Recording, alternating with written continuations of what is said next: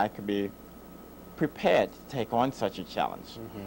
However, while in the course of some of my studies, I had prepared several business plans, marketing plans for prospective users, which utilizing the fact of a business plan called Admiral Express Limited.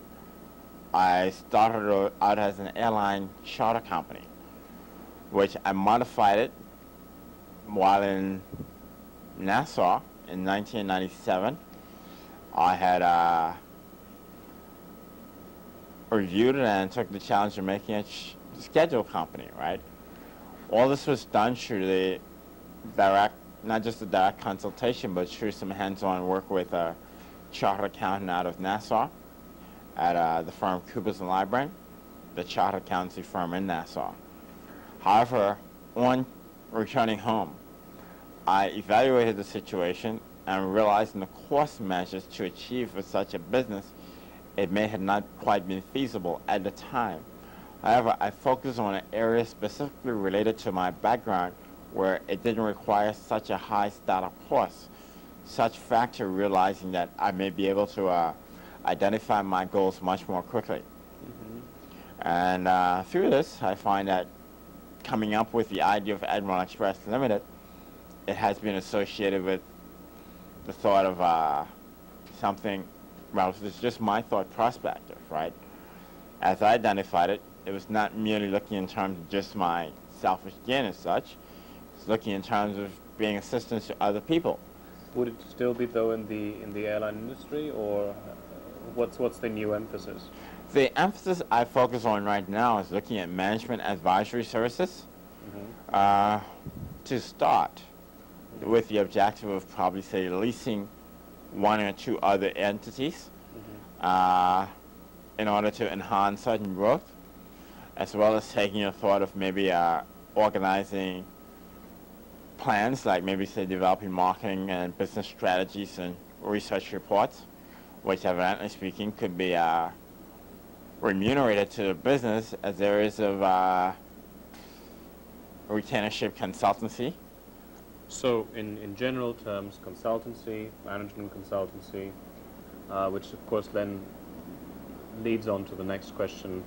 Your the target market would be, I don't know, local businesses. Have you identified who you'd be targeting? At this stage of time, I have focused on a few particular clients, whereby these clients would be directly related to the local environment, as well as I have identified prospective clients abroad. They themselves have taken a renewed interest in the project, and based on the factor of being in a market where it's not quite saturated as yet, I take into consideration that, you know, once I start to market, advertise, right, I feel as if there would be a general interest catered from many other sources. Right. Without asking you to give away trade secrets, the company obviously has been formed. You said it was Admiral Express Yes. Limited.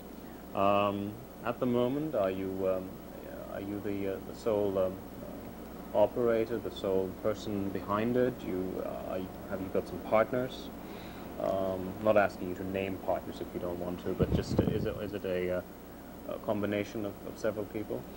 At this stage, should I say just prior to this stage here, maybe let's say yesterday and today, right? As I have looked at it, I am currently the director on a corporation, as well as a secretary on a board. However, within the Articles of Association, based on my annual registration fee to the government, right, I have to declare a few further directors in terms of where I have set up the business so far. I've placed certain management key people into place, and at this stage in time, it will be focused merely in terms of certain other aspects of growth. Now, for me, as I somewhat see it, based on my business cards, I have it listed where I'm chairman and CEO, right? However, I do have prospective other persons out there who will be taking active part in the management and other aspects of the business as well that can directly relate in terms of its future growth. Right. When you first came up with the idea, no doubt you had talked about it with friends and people you worked with, both in tourism, air traffic control. What was their reaction? Did they say, good for you, go for it? Were perhaps some saying, gosh, you know, I could never pull this off? How did friends and colleagues react to your plans? To be honest with you, right, I think, you know, I know a lot of criticism by people in terms of saying it can't be done, you'll never make it, you know. I think the tendency for people is that they want to achieve, right? However, in terms of achieving, it's a requirement that you somewhat work towards it, right? As you know, we all have dreams. But the most important thing about dreams is that in order to move ahead in life, if we don't dream, we won't have any thought aspiration of where we want to go. So I think what I had evaluated in terms of my dreams, a lot of people thought maybe my dreams were very simple or, you know, in terms of saying not realistic. But I take into consideration the realistic factor of it is that it's only you who can determine what you are all about. Absolutely, yeah. The company's in place. You are currently also working in tourism, and we're going to talk about tourism in a moment as a separate issue. Where do you see yourself going with your business, let's say in the next 6 to 12 months? You say you've already told me that there are some people in place who have expressed a willingness to work together with you. Yes. Give us an idea of where you would like to see it go, let's say in the next 12 months. Okay, at this stage in time, I'm currently pursuing further aspects of training within professional areas, whereby my business outlook on Admiral Express is basically aimed at putting other members into place, other management personnel as well. But I think at this stage in time, I have declared my annual declaration, right?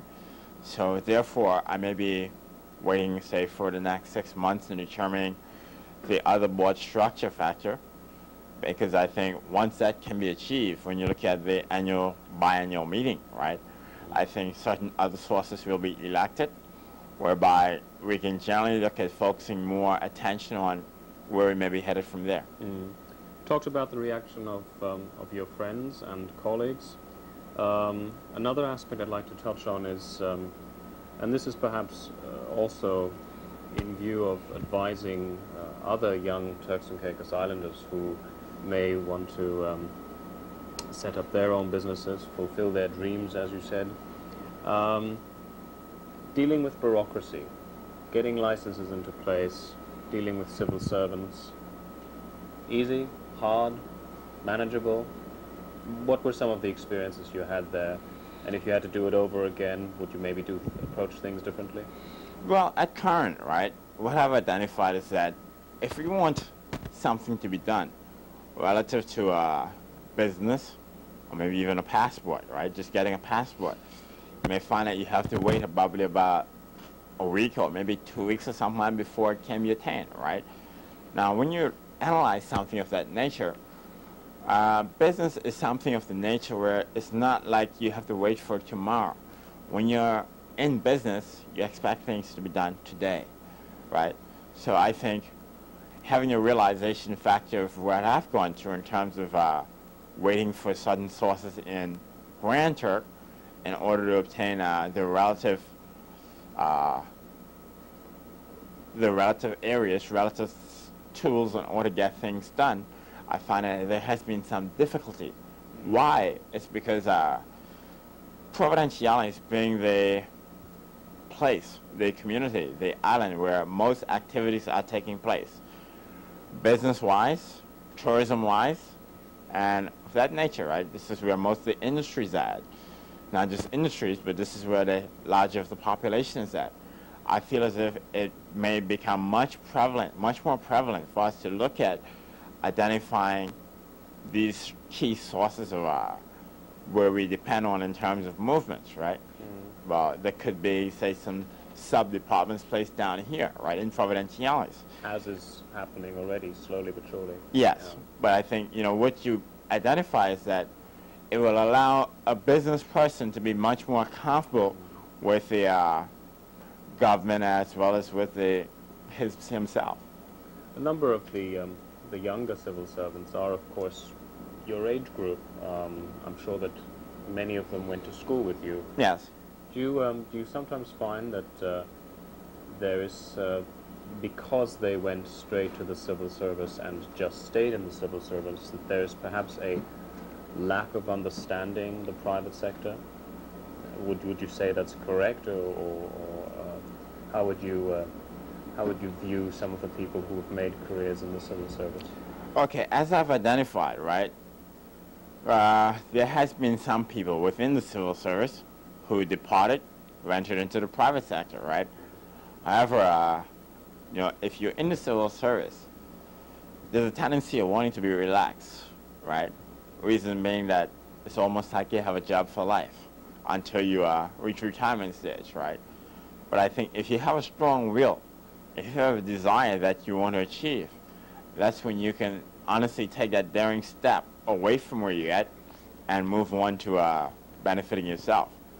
However, it's not an easy situation, right? Believe it or not, it's very rough, right? But overall, you have to, persevere. You have to look in terms of saying, if nothing in life is not worth it, when it's really not worked hard for. I'd like to move on now to the area of tourism.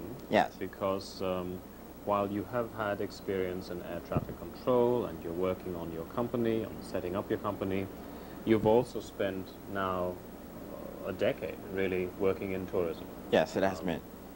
In fact, I can remember that the original Ramada Hotel, you worked for them for quite some time. Yes, I did. I'd like you to comment for a moment generally of what your view is of what's happened in tourism in the Turks and Caicos from the point of view of somebody who's actually worked in the industry, and maybe share some of your experiences with us, because you have seen so many of the different businesses from the inside. You worked for Ramada, correct me if I'm wrong. Yes. You've been with Beaches, with Club Med currently. Yes. Give us a little scoop on that. What I've identified is that the hotel tourism sector of the economy is still in growth, right?